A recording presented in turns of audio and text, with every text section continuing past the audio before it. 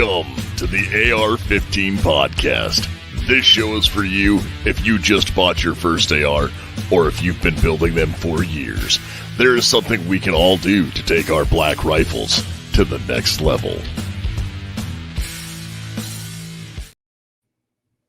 My name is Nick Dooley, and I am joined, as always, by my co-host, Garth Over. How we doing tonight, fellas? Oh, we are great. And tonight we have a very special guest joining us. We have Kyle from Anderson Manufacturing. Hey, what's going on, guys? Thanks for having me on. You bet. And I know they weren't listening earlier, but apparently we have someone who knew you were a Marine. Oh yeah, that's my boy Mike. We served together. Yep. What up, Yankee? So with that, this is where we normally come on and talk about doing fun stuff with guns. I did a little bit of fun stuff this week, but not as much as I would like to have, because I only made it to the range one day this week, even though I'll be at one. Actually, I won't even be at the range all weekend. I'm just doing trainings. But I found out that my new can weighs a lot more, the weight difference between my new can and my old, the Turbo T1 and the Turbo T2, caused a little bit more impact shift than I had anticipated. Like, you shouldn't just start running 100-yard drills without confirming zero. Correct. Yeah. Oh, no, it's been great with this other one. Let's just spin this girl on and go to work. So we're going to go back to the range in the morning and re-zero that. There you go. But anything fun for you, Garth?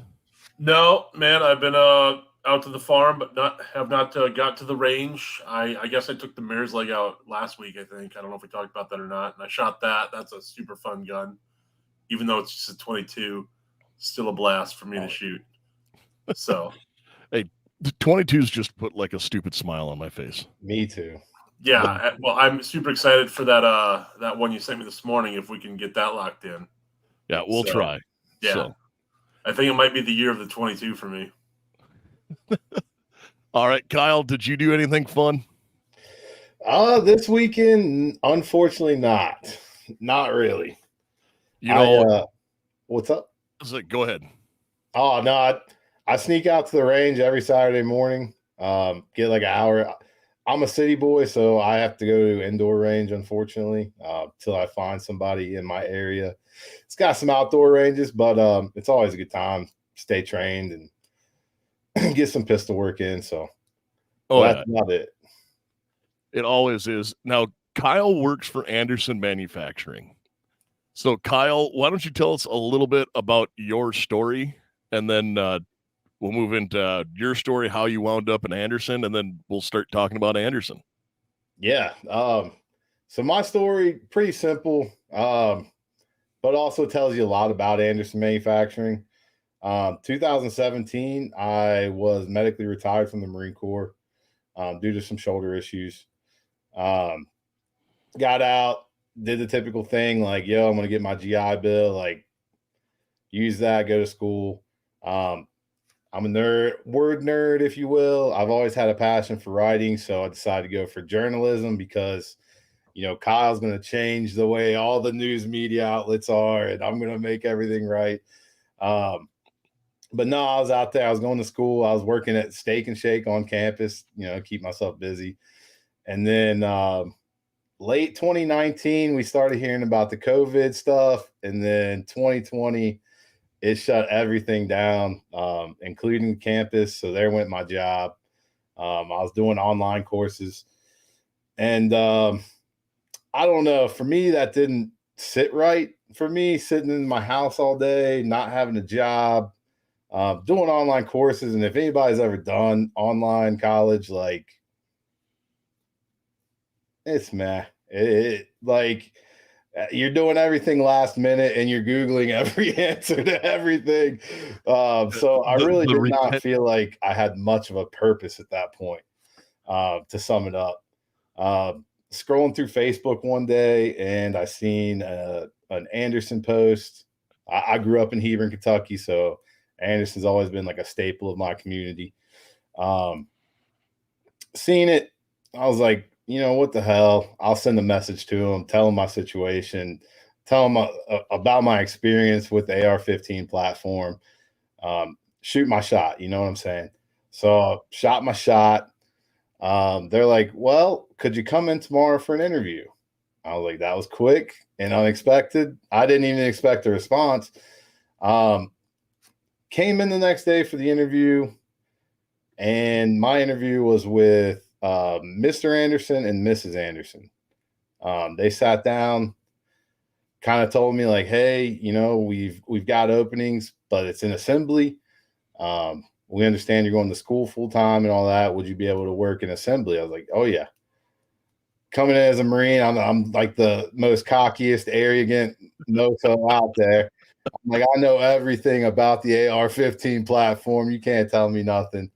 Boy, was I wrong. Like in the Marine Corps, at least in my units, a deep clean was taking the upper off of the lower and getting in there with a Q-tip, you know, and cleaning everything. Building an AR is a completely different world. So I definitely had a lot to learn. And I wound up being in assembly for 2 years. But I learned so much down there. And I actually became one of the quickest guys at assembly.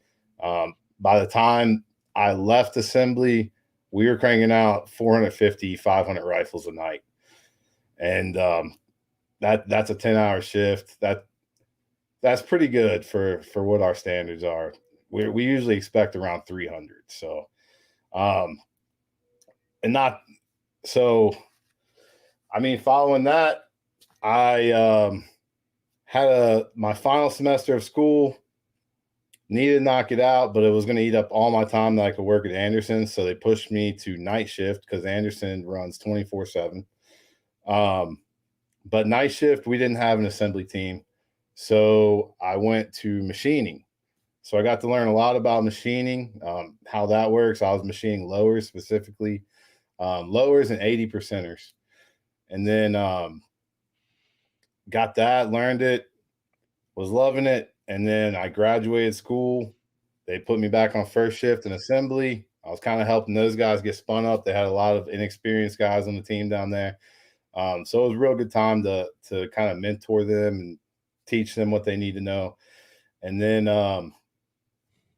one day the vice president of sales came down and pulled me to the side and like, hey, I heard you graduated a couple months ago. We wanted to see if maybe you'd want to join the marketing team or the sales team. So again, I found myself in the big room with the Andersons, and they gave me the opportunity to be Anderson's marketing. And I honorably accepted that because, like I said, Anderson's always been a staple of our community. So anything that I could do to kind of make our brand stand out and go as far as it can go, I mean, you know, I'm doing it. So that's kind of how I got here. Yeah. I think it says a lot about the Andersons, man. Like I didn't go into detail in the message I sent them, but I explained everything, like how it sucked not having a purpose, going from a Marine to this, and not being able to go out of my house. Grocery stores, all that stuff was shut down. They're limited on hours, and I don't want to embellish it, but at the same time, I truly do believe this, that Anderson Manufacturing really saved my sanity, to be honest with you, and potentially saved my life. You know, that's awesome though. It's great to hear about a company that actually cares. Yeah, it's not every day you come in for an interview and the owners are the ones interviewing you. Like that's pretty cool, and it shows that they really care about who's working with their product and who's putting everything together. Yeah. So that's how you got to Anderson, and now you're their marketing guy. Yep. So how tell us a little bit about Anderson, other than they are from Kentucky. Yeah. So obviously bluegrass, you know, got to take pride in that. But hey, I have spent a little time in Kentucky myself. It down was at Knox, I'm assuming. Oh yeah, always around Knox. And some of my favorite places are close to there, but they make something different. Paddle faster, I hear banjos. Yeah. Hey, out of those banjos comes some good bourbon, all right? Some of the best or the best. But no, to get back on track, Anderson Manufacturing actually started back in the 1950s. It was called Anderson Tool and Die at the time. It was a small mom and pop machine shop doing OEM work, whatever orders they can get in. Pretty much anything you need in the machine, they could get it done. Any tool, any die, they got it. That was started by William C. Anderson, the owner's grandfather. Their father inherited the business. And then Charles and Carl Anderson inherited from their father. They were doing the tool and die thing up till 2005. In 2005, Anderson was approached by a pretty big name manufacturer out there to do OEM lowers for him. So we got tooled up, got that started, pumping them out. We were doing that for like 2 years. That company actually wound up going bankrupt. So Anderson was left with a bunch of machines tooled up to run lowers with all this material,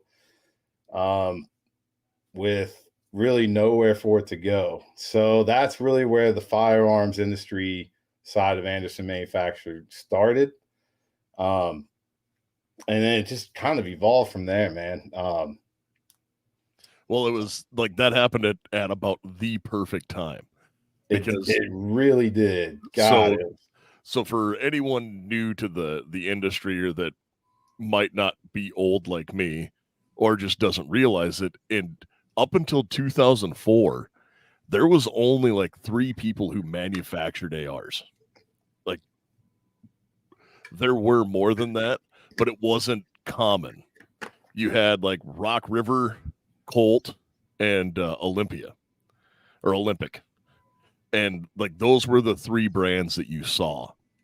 And because I remember getting back from Iraq in 2004, and it was like, oh yeah, I want to get an AR. But it was like, okay, well, you can pick from one of these 3. Gosh. You know, it's not like it is today. But the reason for that is that was when the Clinton era, you know, the Brady gun bill, assault weapons ban went sunsetted, because that was on for 10 years.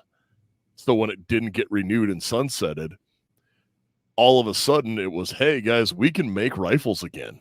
So the first thing everyone did was slap a bayonet lug on a front sight post and went, yay, you know, we're back to flash hiders and bayonet lugs. And then everyone realized, oh wait, this is a super versatile platform.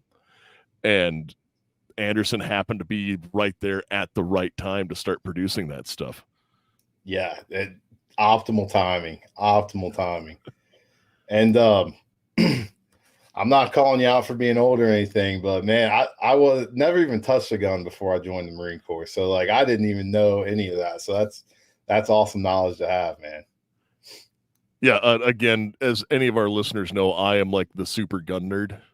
And super gun nerd. Oh yeah, Garth loves it because I'll sit around and start talking about things like bolt thrust and get into physics. And that's usually when I slap my knee and then give him a Midwestern goodbye. Well, I gotta go. Look at the time. Yeah, so it's like the timing of that couldn't have been like, it kind of sucks. It's like, oh no, we got hung with all this. You know, especially if you guys were doing white label work, which is kind of industry slang for we're producing, oh, hey, we've got this stuff going on, but we're not actually making it. It's just our name's going on it. Someone else is manufacturing it. And there are a ton of manufacturers who actually don't produce any of their own stuff. There are. Anyway, so they wound up with building a bunch of lowers, and lowers is where Anderson got their start. Lowers is where we got our start from, and it just evolved from there. Uh, I'm sure you guys heard of the RF-85. That technology came along, and that I feel like is what really propelled Anderson, or at least made people start looking at Anderson manufacturing. Like, whoa, what is this stuff? You don't have to use oil. What is that? Yeah, I remember the first time I saw like ads and stuff for it. I was like, what? This is something you don't have to lube? This doesn't sound right. I don't like this. Yeah. And I mean, coming from a military background, I will admit myself, I know I'm supposed to be Mr. Marketing for Anderson, but I was skeptical myself. I was like, because I mean, you know how it is in the military, like CLP the crap out of this thing. That you should drown your rifle to make it run. Basically, yeah. So the no lube thing, especially for Marines, like, huh? I know you guys hang out with the Navy so much, you have to have lube. Yeah. Oh, yeah. Nah, you ain't lying. But the RF-85 stuff, I don't know what necessarily happened to that. That slowly went away. And we actually wound up selling the rights to that. So I think we got like 2 complete rifles still here, and that's the last of the RF-85s. But I feel like that's what pulled a lot of eyes to Anderson and kind of got like check these guys out. But our bread and butter is where we started. Our lower receivers, and really our parts. Like, we're builder friendly company. People come here if they want to build. If you're just trying to get into the AR game, we do complete rifles and all that good stuff as well. And I mean, we've really evolved. We stay evolving, continue expanding our product line. Oh, no, it looks great. Actually, if you'd seen my eyes wandering for the last 10 minutes, I was perusing your guys' website and just checking out all the prices and stuff. And just to say, I think you guys have fair market value on all your stuff, from just your strip receivers all the way up to full guns and everything in between. I mean, I'm not the builder per se like Nick is at all. When I say I'm going to build an AR, I just hand the stuff to Nick and have him do it. So, yeah. But I mean, sky's the limit with you guys. You have everything from, like you said, from complete uppers, complete lowers, to just slapping pins in together. I'm thoroughly impressed with the prices you guys have on your website. Yeah, man, that's a big part of our mission is staying at blue collar pricing. We want your everyday guy who's going to work, 9 to 5, whatever the case may be, to not have to save up for months and months at a time to be able to afford to build or buy a firearm. The Second Amendment should be available to everybody. And if you're going to put in the work, we're here to support that. So, well, I know that, like I've built a handful on Anderson's. Actually, my daughter's first rifle she built last year, and I mean, it is the quintessential, as the people say, it's a rifle of the pores. It's a PSA parts kit on an Anderson lower, and she'll shoot that little M4 all day long. I mean, it is the carbine with the front sight post, because I'm mean and make everyone learn irons and then go to a red dot before they get to do cool stuff. Yeah, the funniest thing about this, though, is he's trying to get her to BB gun right now, and she's bored with BB gun because she's having too much fun with her 22. Oh. Yeah, through a 22 conversion, and she's like, this is dumb, Dad. Why can't I load my own BB gun? I'm like, well, because of the rules. It's just one of those, stacking all of her rounds, and she's like, I know how to do this. But I'm 100% with you, Nick. I feel like you should learn on irons first and then kind of graduate to optics. That's just me personally, though. Hey, we obviously come from a military background, and I will forever be front sight post gang. Oh yeah, and like for life, that's what I do. Yeah, let's go. That's old reliable. That's the best gas block you can get right there, in my eyes. Oh, I've never had one be not in tune. Yeah, no. So obviously lowers are kind of where everything started from.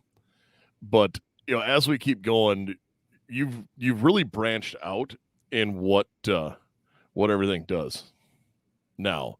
Because not only are you doing the ARs, but now you also do the Krieger, right? Am I pronouncing that right? The Krieger?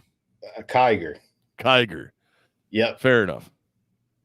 And the Kiger is a wild Mustang in Southeast Oregon, in case anybody's wondering. We're trying to stick with the horse theme on this. Hey, I get it. And it is a not a Glock. It is not a Glock. I love not a Glocks. They're my favorite. Yeah, really almost everyone makes a better Glock than Glock at this point. So it's not a Glock with a huge aftermarket out there. And that's kind of what our intention was. Like, we'll put this pistol out and we don't want people to have to wait on the upgrades for us to develop them. Like, the aftermarket's already there. Like, there was no question that was going to be our first model, was the Kiger 9C. Yeah, it really does just make sense. Yeah. So I mean, you do handguns. You could literally outfit pretty much everything you needed, and you even jumped into the PCC game, and of course, the AR-10, SR-25, whatever you want to call it, game. Yes. And which one of those would you say is the most popular at the moment, or what are you seeing the most movement on of your 4 platforms? So most popular, I'm going to have to say, is the Dissipator. I don't know if you guys have checked that out. Man, that one was like a soft launch for us. We didn't really put too much into it because we're just like, it's the Dissipator. Like, it took off. It took off like a wildfire. It's hard to keep those things in stock, but the Kiger 9C Pro is right there behind it. The Kiger 9C Pro has really turned some heads. It seems like the more people we get into their hands, the more it just kind of spreads. So that's my EDC. I love that thing. I'm a little biased. Hey, that works. Yeah. So the Dissipator, for anyone who doesn't realize, is like, so that goes back and pays homage to an older style that came up from the Vietnam War and is kind of a hard thing to get. So I'm going to do the nerd thing here while we're talking and talk about the Dissipator. So the Dissipator is a 16-inch gun with a rifle-length gas system, and is what it originally was. Now, this can be incredibly hard to make work, like because of a thing called dwell time. Yep. And the amount of time that the round spends in the barrel or has in the barrel after it passes by the gas port in the barrel. But you get the increased sight radius, so it has the same sight radius as a standard M16A2, or in this case, an M16A4, but it has the shortened barrel. So when you combine all of these things, the dwell time, it's a hard thing to get right, but when you do, they are magical. Yes, they are. It is one smooth shooting rifle. I'll tell you that. Yes. And yeah, that's, sorry, I blacked out for a second. I didn't mean Where am I? Yeah, it's no, that does go back to the reason why when they shortened the Dissipator, it came up because they literally just, like, they cut down a barrel on an A1 at the time, but they cut it back and they went, oh, hey, we're going to do this to make it shorter and more maneuverable. And then they went, why isn't this thing working? So they sent, McNamara's whiz kids back to the math room and said, okay, guys, figure it out. And that was where they came up with the carbine operating system, and they shortened the gas system up to allow for that dwell time so that everything would punch through. And then, but like I said, there are ways to tune it and figure it out. and they are amazing. I see Ghost Tactical says that the Kiger 9C Pro was their favorite handgun of 2023. Yeah, we got best pistol of 2023 from Gear Report. And like I said, it's making waves out there. It's doing big things. No, and that is awesome to have that, because again, it's anytime you see, it's you're moving forward and giving people what they want, because the most important thing that we can do is get all of these things for everyone who loves firearms into common use. Mm-hmm. Oh yeah, and that's one thing that Anderson has done in spades. I know of no other company that did bubble pack rifle lowers or blister pack rifle lowers. Hey, that's us. That's us. I think when I started my FFL, the first batch of like, oh hey, I want to order some stuff and have it sent to you, and I was okay. So I got some stuff sent out, and it was one of our friends here in town ordered like 4 Anderson lowers from Brownells. and that was the first thing that came in on the books for my FFL. Very nice. Very nice. So yes, I have been around them once or twice. Oh yeah. And I mean, we take a lot of pride in what we do. Even the Kiger, like we worked with SCT on the frame. Obviously, any of the polymers, that stuff's not coming from us. Like we use Magpul stocks, Magpul grips, but anything metal that you see on that rifle, that's all us, including the barrels. We take a lot of pride in our barrels, and to be honest with you, again, I'm biased. I'd put them up against any other barrel out there right now. Well, that was actually, I was reading your reviews on the Dissipator, and that was one of the big reviews, is the barrel is world class. I'm quoting, so. Yep. So I know that you said you spent a little time in machining. Yep. And so with that, were you involved in, you said you were involved in making the lowers, but Yep. were you involved in doing the barrels and stuff like that, or was that on the other side of the house and they went, no, you don't need to touch that, let the professionals do it? Pretty much, yeah. Barrels is something you really need to graduate to. Like I call it the big boy job out there. Like that's usually your most experienced guys are on barrels, barrels and bolt carriers. Yep. Well, and that makes sense. So you guys are actually using like quality materials for your barrels as well.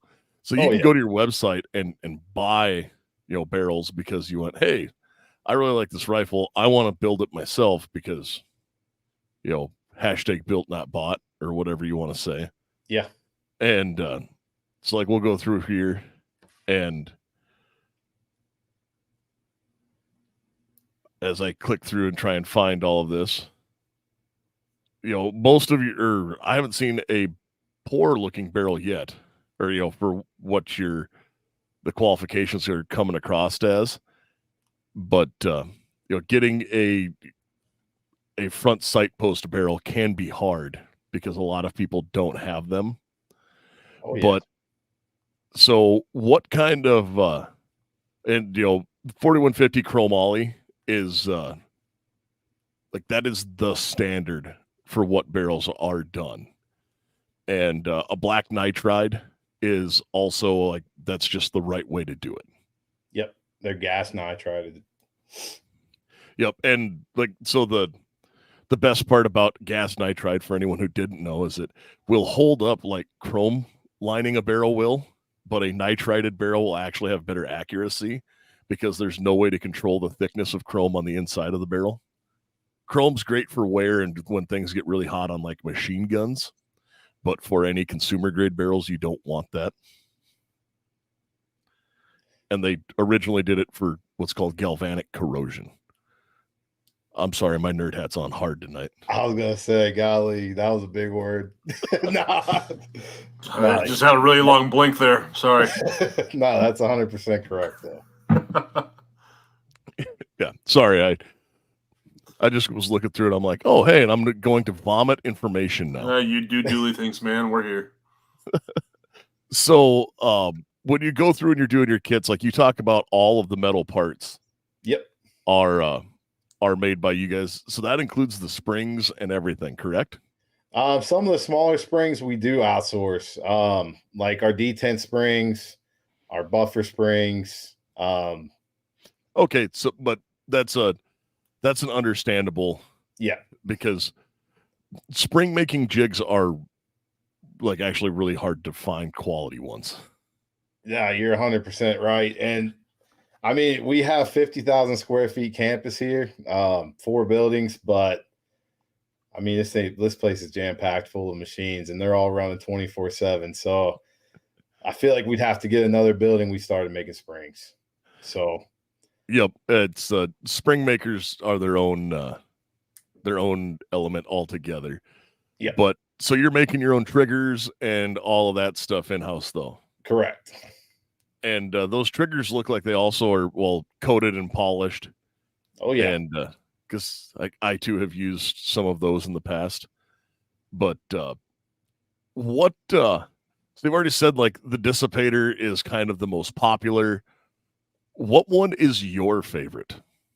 Like if you were gonna buy like one complete rifle. I'm going with the breacher. Me personally, that's our AM10 breacher. It's the 12.5-inch 308. I don't know why, but I was like, this thing is goofy.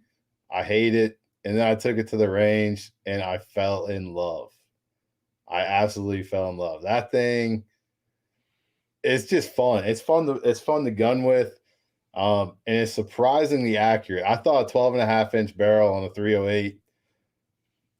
It's not a slump, I'll tell you that. It's pretty bad. Pretty BA. Yep. So I have long said that people need to stop confusing velocity with accuracy. A short barrel does not make a firearm inaccurate. See, and that was always my train of thought. And then the breacher truly proved me wrong. Yep. It's you will lose velocity with a shorter barrel, but if the barrel's accurate, it'll stay accurate. It's just a matter of there are certain barrels like certain speed bullets, and you can find things that work amazingly with them. And like I have an 11.5-inch gun that absolutely loves 68 grain. And like that's where it's at with it. But it'll shoot groups tighter than my 16-inch do everything gun at times. But so that breacher 308 is where you say you would pick out if you're just going to grab one of them. If I had to choose one, yeah, it would definitely be the breacher. And then, not to be all mainstream, but it would probably go Dissipator number 2 and then Kiger 9C Pro number 3. Just because, I mean, yeah, those are my top 3. You got my top 3, Nick. Hey, that really kind of lines out a good, like a solid. Don't it though? Like that's this is just I'm gonna have everything I need. I like this. This will work, and we're good to go. So I see parts on here that I need to order. As I peruse your website, you actually have. Oh, never mind. They're not in stock. I thought I had my hopes up for a second. So I was like, "Ooh, drop-in quad rails." Oh yeah, yeah. As Garth rolls his eyes. Look, Nick, you and I got a lot in common, man. I'm a quad rail gang guy myself. So I have a not clone rifle that's sitting in my safe right now for my M16A4 that I shoot at nationals, and I'm like, oh, the only thing I need on this is a set of drop-in quads. And it's a not a clone because like I'm not going to pay the money for the proper Knight's Armament racks. Yeah. But it'll be clone rail and it'll be A4 at home. Well, hey, as soon as we get them back in stock, you'll be getting an email. Oh, I love to hear that because I will be ordering them. And yes, that is definitely something we have. But so you talked about making all of your own hand guards, everything like that. You guys have the barrel or the extrusion machines to cut everything. You literally make all of your metal pieces in-house then. Yes, sir. And I mean, I'd like to go ahead and extend the invite. If you guys ever wanted to come out, I'd love to give you guys a tour of the facility because it is actually, I'll still never forget when I came in for the interview and they gave me a tour of the facility. I was like, holy crap, like this is what goes into that rifle I've been carrying for the past 11 years or whatnot. A lot goes into it, man. It's crazy. We will definitely take you up on that if we ever get out that way because like I just want to come out and do the Bourbon Trail again. I would check that off my bucket list. That'd be pretty cool. Yeah. Bourbon Trail, go see how rifles are made. Let's go. Sounds like America to me. Sounds like a great weekend. Yeah. No. So with all the manufacturing you guys do in-house and everything like that, I know that one of the hardest things for a company that does a lot of large quantities can be quality control. Oh yeah. Oh yeah. And man, to be honest with you guys, I mean, we've hit stumbles along the way with that. I mean, it's all a learning process and evolving as a company. Right now, we've got a pretty good program developed to keep our quality in check. Every part that's coming off the machine now has, according to what part you're making, but a multi-step gauging process on everything to make sure it goes through. And then every hour, our quality engineers go around and pick a random part and gauge it as well. So that way, everything's gauging out properly and no parts are kind of slipping through the cracks. You're going to have your ones and twos here and there. Maybe a machinist having a bad day, whatever the case may be. But man, we've really cracked down on the quality. And really just trying to gain that reputation back from, you guys know, the poverty pony, all that good stuff. And I laugh at that stuff, but the ownership doesn't find it as funny as I do. But no, so the quality controls definitely stepped this game up. And man, we're on a roll now, kind of evolving on to bigger and better things. Well, that is really good to hear. I wanted to talk about that because I remember when there were some quality control hiccups. Oh, and that's part of that is a growing pain where when you go through and we're going to start producing a ton of parts. Yeah. You're gonna it's hard to not have quality control slip a little bit and then have to recover from it. That's 100% correct. I think we really found it out when we hit COVID, and golly, like that, like I said, we were pumping out 500 rifles a day on one shift, just in assembly. And that's complete rifles. That's not counting, including the parts or, the parts that are going to other manufacturers. And a lot was going on. And COVID is really what taught us like how to develop our quality control process to be ready for stuff like that. So during COVID, needless to say, you guys weren't slowing down at all. I mean, business was good. Business was great. Perfect. It was to the point where we were having trouble sourcing material. Like all of our material guys were running out of metal. 71, 75 T6 aluminum was hard to find. And you get a batch from a new company and then you get it in and you're like, this is not going to work. You got to send it back. And during that summer of love that was when half the cities in America were burning. Yes. Yeah. Summer of love. That's the only way I could put it. How did we get so many new gun owners? I don't know, because half the country was on fire. Yeah. But no, I know that. So for anybody who starts to or hears this and will be like, oh, well, as far as companies having issues with quality control, so if you ever want to learn about quality control, pick up military stuff. And the aim points that the Army uses is the M68 close quarter optic, or CCO.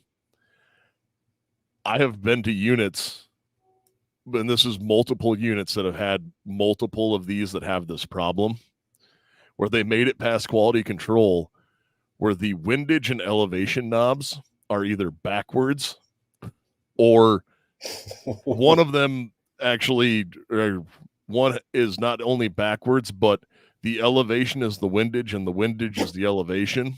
Holy. And it's like, oh no, you just got it mounted. No, it's mounted the right way. Like there's holes in the bottom that everything screws into.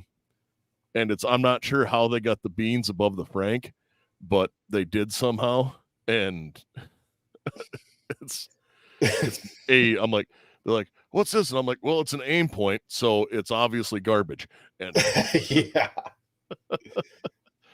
But like, that's, keep in mind, big name companies have had quality controls issues as well, especially when you start like getting a massive order for something in, because demand got so high that you have to keep up on things. Oh yeah.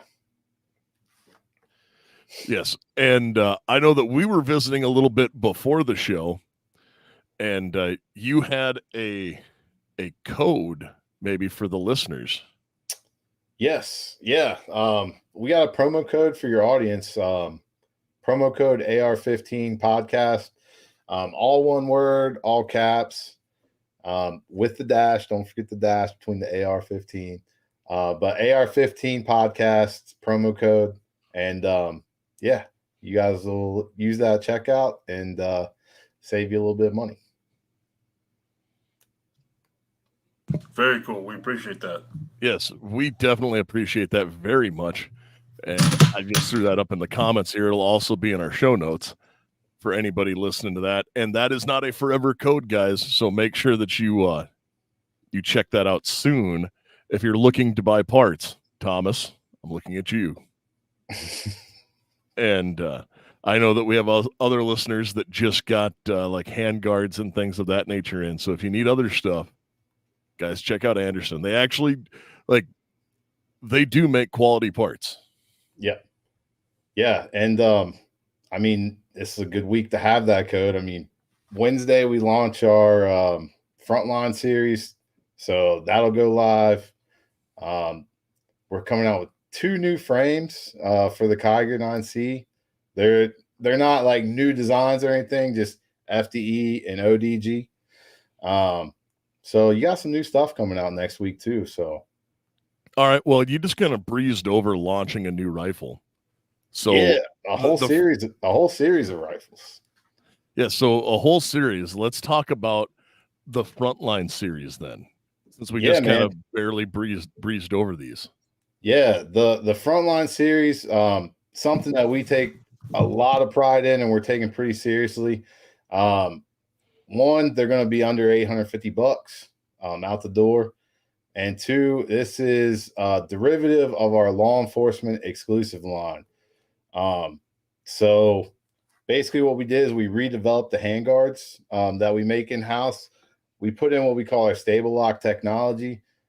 Basically on the M-lock ones, you'll see where one screw locks into the barrel nut from one side, and then you got 2 screws kind of reinforcing that. And then you got your anti-rotation device that kind of hugs onto that upper there. So right there, if you look, you can see that the anti-rotation is both sides of the rail come up and have extrusions out the back that will mate up to the upper receiver to allow it to not twist. And then with the screws going both directions on the bottom side of that handguard, it puts trying to think of the right term is bilateral force, because it puts force in from both directions to hold everything tighter. And it actually makes for a ultra solid lockup. Yep. Another new thing we added on the handguard, we implemented those QD points on either side. And something that we noticed in our old model of our handguards that we wanted to change to is kind of evenly dispersing that M-lock out and not making it as sporadic as some of our other ones have been.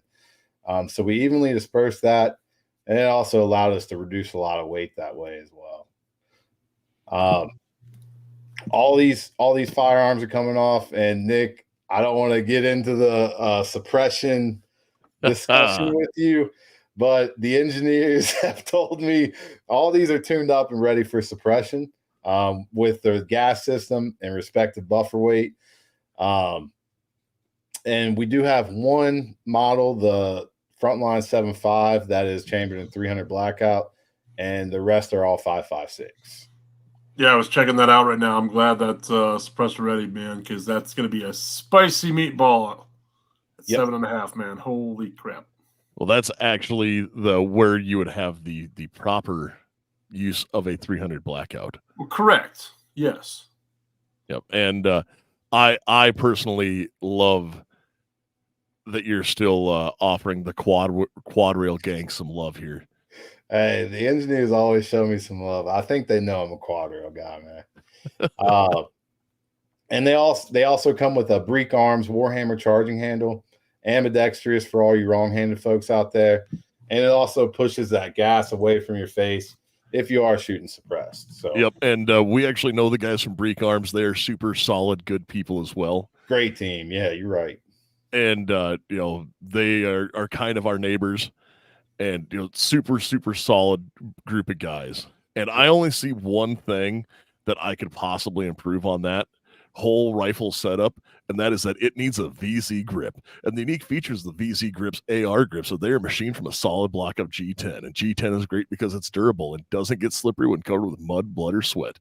The 17-degree grip angle and wide variety of textures from mild to extreme, along with color options available, as well as the shorty version. You can get 1911 grips with extreme customizability, standard slim palm swells, thumb notches, safety cuts, bottom profiles, and more. More than 25 textures and 27 colors are available. CZ grips, Beretta grips, right after my own heart, and even revolver grips. This coupon code is good for 15% off all handgun and rifle grips, and that code is AR-15 podcast. You're so good at that. The seamless segue. Yeah. I was going to sneak it in earlier, but I totally blacked out because when you guys started talking about nerd stuff, I was like, all right, whatever. And then I didn't know if he said it or not because I was just checking the website out for 10 minutes. He was like, and anyways, clicks and whistles, Dooley's talking about nerd things and what types of metals and okay. Correct. Yeah. I was like, all right, whatever. It was just me. Yep. But no, so those look amazing. And I know that from the chat here, we have Ghost Tactical saying you need to talk about the AM9 as well. AM9 is another one of my favorites. If I had a number 4 slot, I'd slide in probably the AM9 PDW. We got the PDW and the PCC. PCC being the 16-inch barrel, and the PDW being the 8.5. Great run. They're great running guns, smooth running 9 mils. They run on Glock magazine pattern. Glock. I'm just saying that for Nick. Man. I know, Nick. You need a PCC mag. Yeah, I'm like, they just look dumb, and honestly, there are better feeding options because an AR feeds from both sides out of its mag, so we could use I don't know, rifles that have been around for 70 years that could do that. Something like an MP5 mag. If you want to get something new, we could go to a Scorpion mag. But no, everyone wants Glock mags because first question you get, does it take Glock mags? Yes, it does. Yeah, it ships out with a PMag 27. But obviously the 8.5 inch has got the SBA 3 brace on it. 16 inch has got the Magpul MOE stock. They do hold open on last round, so that's not always a feature you get with every PCC, but no, that is a super solid feature to have. I'm actually not seeing that one on the website. The PDW is not. Okay. The PCC is. I will share that as well. It looks like a fantastic PCC. I think I need to add another PCC to my collection. It's been a minute. Yep. And Ghost Tactical, I see that you say Glock mags are cheap and readily available, and I know they are. It's just my one thing to complain about, where I am like the hipster of the gun industry that talks about his hate for Glock mags. Because it's not that they're the most efficient, it's that they're the most readily available. I understand. And the reason the PDW is not on the site is these two are actually going to be phased out. They're going to be replaced with the Utility 9 pistol and the Utility 9 rifle. So it'll be basically the same setup. The only difference is going to be that we've changed to the Magpul SL line. So it'll be a Magpul SL stock and then the Magpul SL pistol brace. Yes, I agree, Jim. MP5 makes look cool because they are cool. The only problem is they also cost cool amounts of money. They do cost cool amounts of money. You are not lying there. And James commented here that he has a couple Anderson lowers on builds. They've worked out great. As a Kentuckian, he wants to do a mashup with Anderson and double star parts in the coming months. Kentexican. Oh, Kentexican. That's Sorry. a new one for me. Yeah, Kentexican. I like it, though. I like it. Yeah, I'll allow it. Yeah. Nah, that's cool, James. No, and it is great because there are so many options and so many things that you can do. I know that in looking through what you guys offer a lot of your rifles in, this is for me, I am a traditionalist, if you will. I do not have all of the latest and greatest calibers because I think most of them are going to go the way of 224 Valkyrie. You guys remember that? Oh yeah, we were building those. We were building those for a couple of months. Yep, it was here and then it was gone. Yeah. Like 350 Legend, I do believe has some staying power because of all of the straight wall cartridge states. Yes, but we're surrounded by them. But seeing rifles kind of set up as they should be in 5.56, 300 Blackout, and 350 Legend, because the good thing about all those is they are made with bolts that won't break. Yes. Because if you have to start running goofy bolts, they're just inherently not as strong. So, Kyle, is there anything else that you want to add tonight before we start to kind of wrap things up? You've talked about we have some new stuff coming. We've got all these things are happening, which is super awesome to have, and we'll have to have you back on again to talk more about these things when they do come out. Yeah, and part of that evolution has led us to our bolt action that will be launching hopefully this summer or early fall. We don't have a definite date on that. That's going to be the Anderson X70. It's going to be released in short action at first, 308, 6.5 Creedmoor, and then follow up with a long action 300 Win Mag. That's the game plan right now. Now that is also awesome to see. Very cool. Yeah, more guns is more gooder. Yes. So there's going to be more big things coming from Anderson in the months to come. Yes, sir. All right. Well, do you have any final parting words? Where can they find Anderson and all of their stuff? AndersonManufacturing.com. If you want to check out the Frontline series, AndersonManufacturing.com/Frontline. Check us out on all the social media platforms. It's at Anderson Manufacturing, except for on X, which is at Anderson Rifles. Yes, X, the artist formerly known as Twitter. Yes, I'm stealing. Never heard of her. Yes, go ahead. Feel free. I probably stole it from someone else. Yeah, but no, it's X, the artist formerly known as Twitter, and so Anderson Rifles there. thank you so much for coming on. It's been great to learn about Anderson and to actually get like the real look at it. Is you've been through kind of all of the different levels that Anderson is. Yes, sir. No, guys, it was an honor being on the podcast with you guys. And yeah, if you guys haven't checked out Anderson Manufacturing, give it a look, man. Probably find something you like, and you can save a little bit of money using that discount code. So thanks again, guys. I can't thank you enough. And thanks all you guys out there listening. No, we appreciate you coming on, man. Really do. Yep. We'll hang out a little bit after we get done with our sign off, and we'll visit a little bit more. Garth, you have anything else that you want to add, bud? I do, because not only do VZ Grip sponsor us, but we have Patriot Patch, patriotpatch.co for all your patch accessory needs, from mouse pads, actually cleaning pads, but they work as mouse pads, to tin signs, to pop culture patches, to in-your-face patches. They have it all. Go check out Patriot Patch, patriotpatch.co. Go support a awesome South Dakota business, because that's who we are. Yep, and they are also based in South Dakota.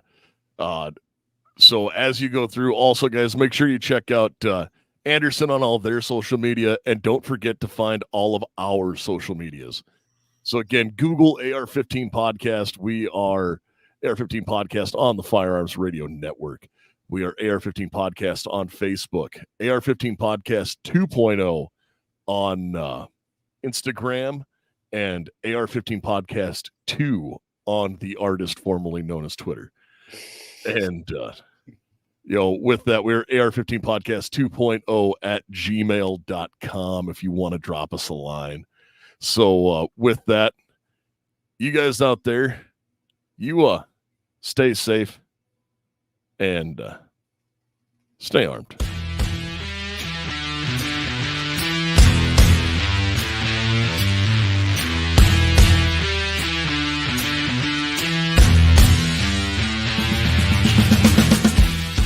Support the people who support the show. Primary Arms, VZ Grips, 4patriots.com, and Patriot Patch Company. Be sure to check us out on social media. AR-15 Podcast 2.0 on Instagram, AR-15 Podcast 2.0 on YouTube, AR-15 Podcast 2 on Twitter, AR-15 Podcast on Facebook, and wherever podcasts are found. If you just want to drop us a line, let us know how we're doing, or give us a show idea, make sure to send that email to AR-15Podcast 2.0 at gmail.com.